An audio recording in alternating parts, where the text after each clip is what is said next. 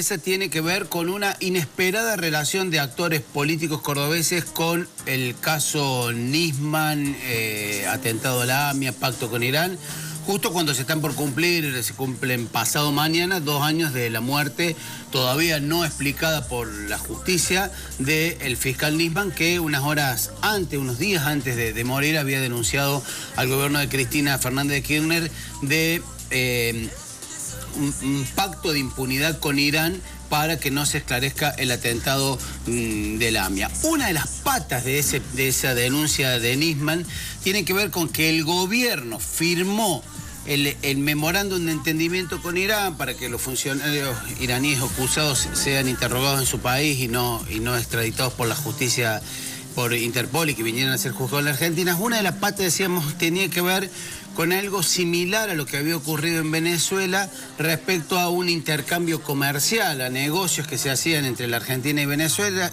e Irán. Argentina vendiéndole productos primarios como cereales, madera, ganado y demás, y el país Irán vendiendo petróleo. En ese momento Argentina estaba con una necesidad energética muy grande, con una crisis energética marcada, y en el medio de esto se conocieron este fin de semana, una publicación del diario La Nación, de conversaciones que vinculan a senadores del kirchnerismo y empresarios reunidos con representantes diplomáticos iraníes, y uno de los presentes en la mesa fue Herman Karsten, el dueño de Collector, la empresa encargada de recaudar los impuestos, la empresa que en su momento el gobierno de la Sota le dio la tarea de recaudar los impuestos provinciales. Karsten admitió haber estado participando. Los que están en mora, ¿no? ¿Cobran los impuestos, están en mora? No, es la encargada de la logística de toda la recaudación provincial. De hecho, mira, hoy conocíamos que Collector tiene 900 empleados y rentas 500 y pico. O sea, yo pensé que cobraba solo los moros. No solo les moras, sino se encarga de proveer la renta, la logística para el cobro de los impuestos.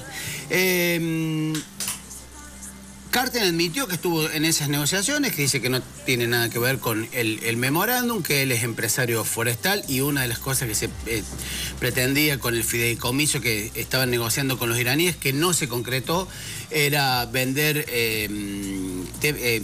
madera, digamos, de la producción forestal que él tiene en Corrientes.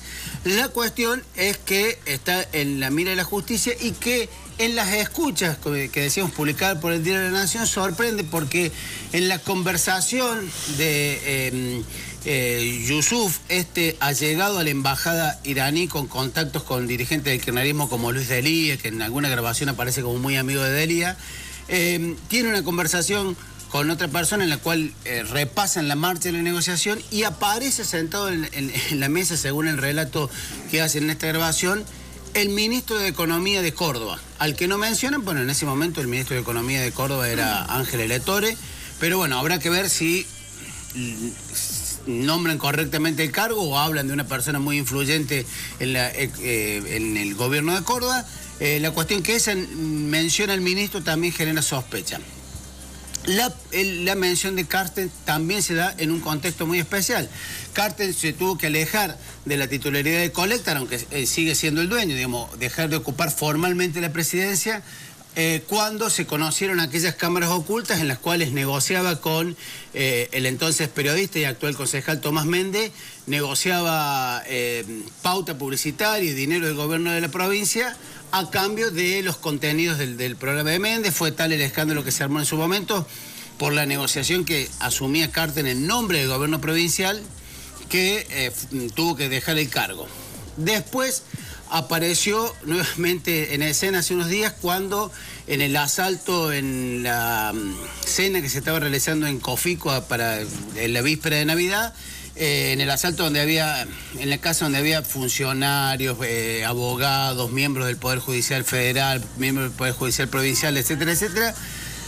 Muchos de los asistentes aseguran que estaba Karsten, y en el parte policial no está, y generó toda una especie de misterio de por qué no admitir la presencia del dueño de Collector en ese asalto. La cuestión es que esta mención en el caso de la investigación del atentado a la AMIA genera, por cierto, otro cimbronazo en la política provincial, insistimos, el empresario admite haber participado de esas reuniones, pero le inscribe en una lógica de una relación comercial entre la Argentina e Irán, que según él no tiene nada que ver con el memorándum. Según la investigación judicial, ahora que se va a reflotar, puede llegar a tener algún tipo de vinculación.